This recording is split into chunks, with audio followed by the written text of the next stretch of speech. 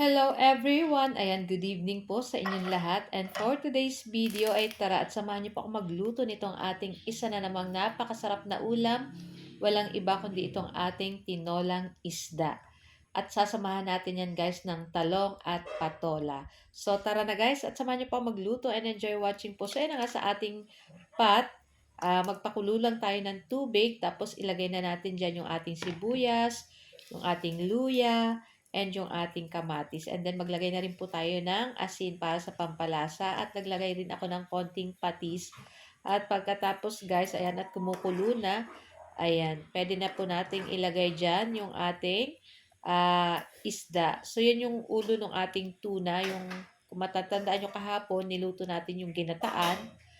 Ayan, ngayon naman itong ating ulo at sinamahan ko rin ng isang laman. Ayan, para may sabaw po tayo. Lalo na po ngayong panahon at talagang tinalo pa yata yung December. Sobrang lamig po ng panahon ngayon. Kaya talagang masarap humigop ng mainit na sabaw. So after natin malagay yung isda, nilagay ko na rin guys yung ating talong at yung ating siling pangsigang. And then ilagay na rin natin dyan yung ating tinola. So may napanood ako guys na video, nilalagyan nila ng tinola yung tinolang isda. Ayan. So, nilagyan nilang patola. Kaya, itatry natin ngayon. And, syempre, natikman natin yan, guys. And, sobrang sarap. Kasi, di ba po, ang patola, mabango.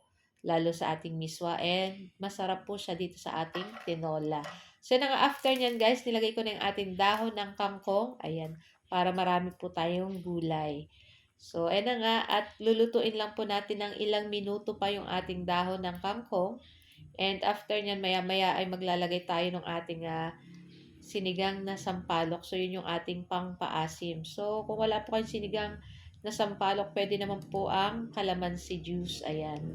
So, masarap po pati sa ganitong tinolang isda. May luya. Nag-aagaw yung lasa nung luya.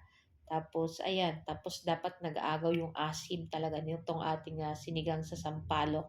Para asim kilig. Pag hinigop mo yung sabaw na mainit, tapos maasim na ko napakasarap. Ayan. So na nga at pwede na natin guys ilagay yung ating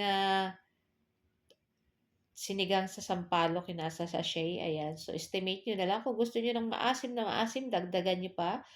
Tapos kung ayaw nyo naman, pwede nyo naman pong konti lang yung ilagay. So ayan na nga at luto na rin to guys at pwede na rin nating patayin yung ating apoy. So syempre tikman natin. Para sa akin okay na yung lasa. Tamang-tama na yung asim and yung alat. So guys, ayan, ito lang po ang ating video today at sana po ay nag-enjoy kayo. Huwag niyo po sanang kalimutan mag-like, mag-comment at pa-share na rin po ng ating video. So tara na guys at samahan niyo na rin po kami kumain. Thank you guys for watching sa our next video. Ciao! Bye!